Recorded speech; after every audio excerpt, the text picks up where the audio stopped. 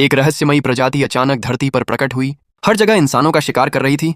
भविष्य में एक अजीब बर्फीला तूफान पूरे ग्रह पर आया, जिससे विनाशकारी विनाश हुआ। लाखों लोग तुरंत बर्फ की मूर्तियों में जम गए। बर्फ के कणों में रेडियोधर्मी कण थे। जीवित बचे लोगों को बाहर जाने के लिए गैस मास्क पहनने पड़े। एक दिन मैट और उसका एक दोस्त अपनी बेटी की तलाश कर रहे थे, जब उन्हें लावारिस कारों का एक विशाल ढेर दिखाई दिया, जिसने आगे शहर को पूरी तरह से अवरुद्ध कर दिया था। तभी सैनिकों का एक काफिला आया और उन्हें चेतावनी दी। शहर में तालाबंदी थी, उन्हें जाने के लिए कहा गया था। लेकिन मैट ने इस पर विश्वास नहीं किया। उसे शक था कि सैनिक कुछ छिपा रहे हैं, इसलिए वह एक सुरंग के अंदर उनका पीछा करने लगा। मैट उनका सामना करने ही वाला था जब उसने सैनिकों को कारों की दीवार पर गोलियां चलाते देखा।